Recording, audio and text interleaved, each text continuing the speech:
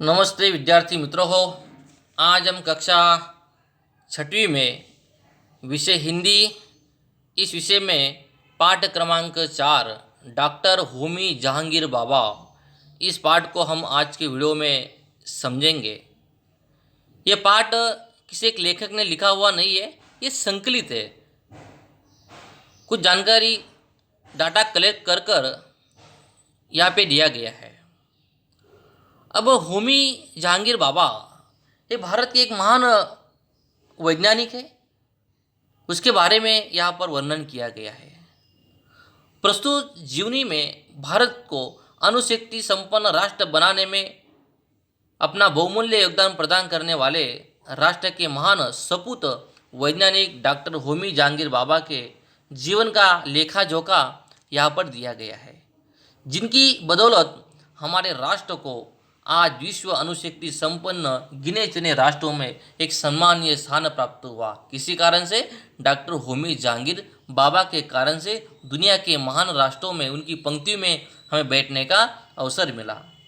चलिए हम इस पाठ को उसके बारे में, उसका जीवन के बारे में समझते हैं। प्रभात काल की सुंदर बेला थी। क्या कहते हैं? प्रभात काल की सुंदर बेला। बेला का मतलब क्या होता है मित्रों? समय था, सुबह का समय था। जापान का हिरोशिमा नगर अभी रात की नींद से जागकर दिन की चहल पहल में डूबने जा रहा था। सूरज की कोमल सुनहली धूप चारों ओर धीरे धीरे बिखर रही थी। सुकुमार सुंदर बच्चे हाथ में किताब लिए अपने टिफिन लटकाए स्कूलों की ओर जा रहे थे। माताएं अपने घर के काम में लगी हुई थी। धार्मिक स्थानों में प्रार्थनाएं चल रही थी। हिरोशिमा का सुंदर नगर एक फुलवारी सी धरती पर खिला हुआ था और उसी समय सहसा प्रलय का दृश्य उपस्थित हो गया। देखिए विद्यार्थी मित्रों हो, जब द्वितीय महायुद्ध के समय अमेरिका ने जापान के हिरोशिमा और नागासाकी, ये जो दो शहर थे, उसमें अणुबॉम्ब डाले थे। 6 अगस्त 1945 और 9 अगस्त 1945 का समय था।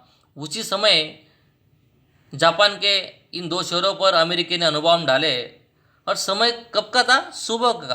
प्रभात काल की सुंदर बेला थी, सुबह का समय था। सब लोग नींद से जागकर दिन की चहल पर देख रहे थे। सूरज की कोमल किरणें बाहर निकल रही थी, चारों तरफ धूप निकल रही थी। सुंदर बच्चे हाथ में किताबें लिए अपने टिफिन लटकाए हुए स्कूलों की ओर जा रहे थे। माताएं अपने घर के काम में लगी हुई थी। और ऐसा समय में सुबह सुबह एक ये अणुबॉम्ब डालकर हिरोशिमा जो शहर है वो उध्वंस हो गया। हिरोशिमा का सुंदर नगर एक फुलवारी सा धरती पर खिला हुआ था और उसी समय सहसा प्रलय का दृश्य वहाँ पर उपस्थित हो गया। आकाश सहस्रों बिजलियों की क्रोध से भर उठा। एक कर्णभेदी धमाका हुआ और फिर सब और सफ़ेद धुएं के बादल पृथ्वी से लेकर आकाश तक मंडरा उठे। पल भर में हिरोशिमा का सुंदर नगर धूल का ढेर मात्र रह गया। ये सब कैसे हुआ? बच्चों, द्वितीय महायुद्ध के अंतिम दिनों में हिरोशिमा पर यह अणुबॉम्ब का विस्फोट हुआ था, जिससे कुछ क्षणों में ही नगर की काया एक प्रकार से पलट दी। पूरा नगर विध्वंस हो गया, उनका नाश हो गया। विज्ञान अभिशाप भी है और वरदान भी है। देखो, विज्ञान ने कुछ संशोधन किया, रिसर्च किया, वो अच्छे के लिए भी अच्छा भी है, पर अगर हम उन चीज़ों का दुरुपयोग करेंगे तो शाप भी है। कोई भी चीज़ हो हमारे जीवन में प्लस माइनस होती है। जो चीज़ हमारे पास है उसका अगर हम सदुपयोग करेंगे तो अच्छी है, दुरुपयोग करेंगे तो बुरी है। उसी प्रकार विज्ञान ने जो संशोधन किया, जो अणुबॉम्ब बनाए, जो अणुशक्ति बनाई है, वो देश के विकास के लिए, अच्छे काम के लिए बनाए, पर हम अगर उसका दुरुपयोग करेंगे तो हमारे लिए वो शाप भी बन जाती है। और उसी प्रकार से कोई भी वस्तु अपने उपयोग से ही भली या बुरी बन जाती है। अणुशक्ति का उपयोग जीवन निर्माण के लिए भी हो सकता और आज इसी दिशा में संसार सोच भी रहा है। अणुशक्ति का उपयोग जीवन के कल्याण के लिए किस प्रकार हो, इसी चिंता में एक भारतीय वैज्ञानिक भी लगा हुआ था, जिसका नाम था होमी डॉक्टर जहांगीर बाबा। इस दिशा में प्रशंसनीय सफलता भी उन्होंने पाई। इस भारतीय वैज्ञानिक का नाम डॉक्टर होमी जहांगीर बाबा के नाम से जाने जाते हैं। डॉक्टर बाबा का जन्म कहाँ हुआ? बम्बई के एक बड़े पढ़े लिखे धनी मानी एक पारसी परिवार में 30 अक्टूबर सन 1909 को हुआ था। एक धनी परिवार में उनका जन्म हुआ, पारसी परिवार में 30 अक्टूबर सन 1909 में हो जाता है। उनके पिता श्री जयेश बाबा बम्बई के सुप्रसिद्ध बैरिस्टरों में से एक थे, मतलब वकील थे, एडवोकेट थे। उन्हें बचपन में नींद नहीं आती थी, वे प्राय रोते रोते थे, सुबह के समय रोते रहते थे और उनके पिता को परेशान थे उसी के बारे में। एक चिंता का विषय था। डॉक्टरों से सलाह ली गई परंतु कोई भी लाभ नहीं हुआ। अंत में एक उपाय काम में लाया गया। इनके सामने ग्रामोफोन बजाया जाने लगा। ये उपाय बहुत ही कारगर हुआ। ग्रामोफोन सुनकर उनका ध्यान बढ़ जाता था और उनकी रुलाई बंद हो रहती, रोने का काम बंद हो जाता। इसका फल यह हुआ कि उन्हें संगीत से प्रेम हो गया। उनका यह संगीत प्रेम आजीवन बना। उन्हें पाश्चात्य राग रागिनियाँ पर भी अच्छा उन्होंने स्वीकार किया। बहुत सारी चीज़ उन्होंने सीखी और उनकी प्रारंभिक जो शिक्षा थी डॉक्टर होमी जहांगीर बाबा की, वो बम्बई के कैथेड्रल और जॉन कॉनन हाई स्कूलों में हुई। वे पढ़ने लिखने में तेज थे ही। उन्होंने 15 वर्ष की आयु में ही सीनियर कैम्ब्रिज की परीक्षा उत्तीर्ण कर ली थी। बहुत कम उम्र है उन्होंने अपनी परीक्षा उत्तीर्ण कर ली थी। उनके पिताजी उन्हें शिक्षा प्राप्त करने के लिए यूरोप भेजना चाहते थे परंतु उनकी आयु कम होने के कारण ये संभव नहीं हो पाया। लाचार हो उन्होंने स्थानीय एलिफिंटन कॉलेज में उन्होंने प्रवेश लिया। उसके बाद उन्हें रॉयल इंस्टीट्यूट ऑफ साइंस में दाखिल करवाया गया, वहाँ पे उनका एडमिशन करवाया गया। वहाँ से उन्होंने बम्बई विश्वविद्यालय की ISC की परीक्षा भी सम्मानपूर्वक प्रथम श्रेणी में उत्तीर्ण की। वे यहाँ के सबसे प्रतिभाशाली विद्यार्थी माने जाते हैं। अब वे कैम्ब्रिज के गोनविल एंड KS कॉलेज में पढ़ने के लिए इंग्लैंड गए थे।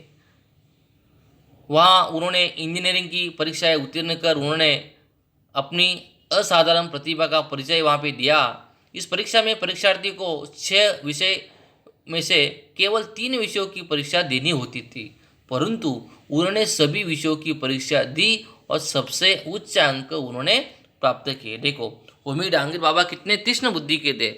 6 विषय में केवल 3 ही विषयों की परीक्षा देनी थी लेकिन उन्होंने 6 विषय पूरे 6 के 6 विषय में परीक्षा दी और अच्छे से अच्छे अंक भी उन्होंने पाए थे। उन्हें इंजीनियरिंग के साथ साथ गणित और भौतिक विज्ञान मतलब मैथमेटिक्स एंड फिजिक्स उन विषयों से भी उनको अत्यधिक प्रेम था, उनको इंटरेस्ट था। इन विषयों के अध्ययन के लिए वे कैम्ब्रिज के KS कॉलेज में सन 1930 में प्रविष्ट हुए। यह उन्हें 2 वर्ष के लिए विशेष छात्रवृत्ति मतलब स्कॉलरशिप भी मिली। कैम्ब्रिज से पढ़ते समय ही उन्हें यूरोप के विभिन्न देशों में जाकर विद्युत एवं चुंबक संबंधी साधारण बातों के अतिरिक्त कॉस्मिक किरण की मौलिक खोजों के संबंध में भाषण देने का अवसर उनको प्राप्त हुआ। इन भाषणों के फलस्वरूप इनकी ख्याति फैलने लगी। सन 1932 में उन्हें ट्रिनिटी कॉलेज से उच्च गणित का अध्ययन करने के लिए भी एक छात्रवृत्ति मिली थी, स्कॉलरशिप मिली थी। इससे उन्हें यूरोप के कई देशों की सैर करने का अवसर भी मिला। इस छात्रवृत्ति के समाप्त होने पर उन्हें सन 1934 में 3 वर्ष के लिए सर आइजैक न्यूटन छात्रवृत्ति, उसके समाप्त होने पर सन 1937 में 3 वर्ष के लिए एक अन्य छात्रवृत्ति भी की। बहुत सारे छात्रवृत्ति डॉक्टर होमी जहांगीर बाबा ने प्राप्त करवाई थी और इसी बीच सन 1941 में उन्हें कैंटो में PhD की उपाधि भी उन्होंने प्राप्त करवाई। PhD का मतलब क्या आता है मित्रों? Doctor of philosophy. किसी भी एक विषय लेकर उन्होंने संशोधन किया तो उसको PhD की उपाधि मिलती है, उसी के नाम के आगे डॉक्टर लगता है, इसलिए उसको डॉक्टर होमी जहांगीर बाबा कहा जाता है। इस प्रकार अपनी शिक्षा एवं अध्ययन समाप्त करके सन 1940 में डॉक्टर होमी जहांगीर बाबा भारत लौटकर आए और उसी वर्ष वे भारतीय विज्ञान संस्थान बेंगलोर में रीडर नियुक्त हो गए। इसके बाद वे कॉस्मिक किरण संशोधन केंद्र में प्रोफेसर बनाए गए व उन्होंने 3 वर्ष तक कार्य किया। इसी बीच सन 1942 में उन्हें कैम्ब्रिज विश्वविद्यालय का एडम्स पुरस्कार भी मिला और सन 1941 में एक कॉस्मिक किरणों के अनुसंधान के फलस्वरूप लंदन की रॉयल सोसाइटी के फेलोशिप भी डॉक्टर होमी जहांगीर बाबा को चुने गए थे। अब तक डॉक्टर बाबा का देश विदेश में काफ़ी नाम हो चुका था, बहुत प्रसिद्ध हो गए थे। विभिन्न विश्वविद्यालय ने उनको DC की उपाधि भी प्रदान की। सम्मान किया गया था। ये सन 1951 में भारतीय विज्ञान कांग्रेस के अध्यक्ष भी चुने गए और भारत सरकार ने सन 1954 में उन्हें पद्म भूषण इस नागरिक सम्मान से भी पदवी देकर अलंकृत किया, सम्मानित किया। उसी वर्ष वे अणुशक्ति के निर्माणकारी उपयोग के सिलसिले में जिनेवा में आयोजित एक अंतर्राष्ट्रीय कॉन्फ्रेंस में भी उन्होंने भाग लिया था। उनके मस्तिष्क में अणुशक्ति को निर्माण कार्यों में उपयोग करने की बात जमी हुई थी। उनके अनुरोध पर बम्बई में सर दोराब टाटा ट्रस्ट द्वारा Tata institute of fundamental research नामक संस्था की भी स्थापना की गई। इसके बाद उन्होंने बेंगलोर छोड़ दिया और रिसर्च संस्था से डायरेक्टर होकर बम्बई आ गए। उन्होंने अपना सुझाव प्रस्तुत करते हुए ट्रस्ट को लिखा था, इस संस्था को स्थापित कर मैं भौतिक विज्ञान का एक सर्वोत्कृष्ट स्कूल चलाना चाहता हूँ। मैं चाहता हूँ कि आने वाले वर्षों में आणविक शक्ति मतलब अणुशक्ति के कार्यों के लिए भारत को दूसरों को मुंह न ताकना पड़े, दूसरे के आश्रय हमें नहीं रहना पड़े। इस संस्था से प्रति वर्ष प्रशिक्षित वैज्ञानिक यहाँ से निकलेंगे। इसका श्रेय डॉक्टर बाबा को ही है। उनका भारतीय वैज्ञानिक जीवन मुख्य रूप से यही से प्रारंभ हुआ। भारत एटॉमिक एनर्जी एक्ट सन 1948 में बना और डॉक्टर बाबा को अणुशक्ति कमीशन का अध्यक्ष भी नियुक्त किया गया था। बाद में वे भारत सरकार के अणुशक्ति विभाग के सचिव के साथ साथ अणुशक्ति शोध संस्थान ट्राम्बे के संचालक का भी काम उन्होंने करवाया। ट्राम्बे का अणुशक्ति केंद्र उनकी एक महान कृति है। इसके निर्माण से भारत की वैज्ञानिक प्रगति का मार्ग भी एक प्रकार से खुल गया। आज ट्राम्बे के इस संस्थान में लगभग 8000 वैज्ञानिक जो काम कर रहे जुड़े हुए हैं, जिनमें लगभग 2000 वैज्ञानिक एवं तकनीकी स्नातक भी है। आज ये केंद्र संसार के सर्वश्रेष्ठ वैज्ञानिक संस्थाओं में से एक है। डॉक्टर बाबा सुप्रसिद्ध एक वैज्ञानिक होने के साथ साथ संगीत प्रेमी भी थे। उन्हें नृत्य कला एवं चित्रकला में भी बचपन से रुचि थी। भारतीय तथा पाश्चात्य नृत्य देखने में उन्हें सम्मान आनंद आता है। उनके माता पिता ही उन्हें बचपन से चित्र बनाने के लिए प्रोत्साहित किया करते थे। एक बार उन्होंने अपनी गौशाला की गाय और बछड़े का चित्र भी बनाया था। चित्र बहुत सुंदर था, लोगों ने उसकी सराहना की। एक प्रसिद्ध चित्रकार ने तो उसे देखकर कहा था, ये बालक एक दिन एक महान कलाकार बनेगा और सचमुच में बने। उसके बाद उन्हें ड्राइंग और चित्रकला की शिक्षा भी दी रहेगी। बाद में उन्होंने विदेश भ्रमण के समय अनेक कलाकारों से भेंट की और अपनी कला को उन्होंने विकसित किया। इंग्लैंड के प्रसिद्ध चित्रकार से उनकी कला को देखकर उनसे कहा गया था कि आप चित्रकला को भी अपने जीवन का एक अंग बना लीजिए। उनकी कलात्मक रुचि का ही परिणाम है कि ट्राम्बे के अणुशक्ति संस्थान में बगीचा एवं पौधों की सजा सौंदर्यपूर्ण एवं कलापूर्ण दिखाई देती है। टाटा इंस्टीट्यूट की गैलरी तथा कमरों के सजे चित्र एवं वहाँ के उपवन उनकी वैज्ञानिकता एवं कलात्मकता के सुंदर वहाँ पे संगम है। डॉक्टर बाबा का जीवन अत्यंत सरल था, उदार था। वे सदा दूसरों को बढ़ावा देते रहते थे और उन्हें भरपूर सहायता भी थी। उनकी एक मात्र इच्छा थी कि भारत विज्ञान के क्षेत्र में आगे बढ़े। अपने शिष्यों को यही सलाह देते थे कि वे इस दिशा में अपनी पूरी शक्ति से काम करें। विश्व में जो जाने माने वाले जो महत्वपूर्ण देश है, उन देशों की पंक्ति में भारत को स्थान मिले, हम भी अणुशक्ति में आगे बढ़े, इस प्रकार का सलाह वो भावी वैज्ञानिक को देते थे। 24 फरवरी 1966 का दुर्भाग्यपूर्ण दिन हुआ और भारतीय युवा सेवा का कंचनजंगा नामक जेट बम्बई से जिनेवा जा रहा था और उसी समय उसमें डॉक्टर बाबा को मिलाकर 117 यात्री उसमें थे और पश्चिमी यूरोप की सबसे ऊंची चोटी माउंट ब्लैक के ऊपर घना कोहरा वहाँ पर छाया हुआ था। विमान वही टकराकर नष्ट हो गया, जिनमें 117 यात्री थे और उसमें डॉक्टर होमी जहांगीर बाबा भी थे और भारतीय विज्ञान जगत का वो जाज्वल्यमान नक्षत्र बूझ गया। एक महान वैज्ञानिक जिनका वहाँ पे अंत हो गया। डॉक्टर बाबा की मृत्यु से राष्ट्र को ही नहीं, विश्व को एक महान क्षति पहुँची, एक हानि पहुँची।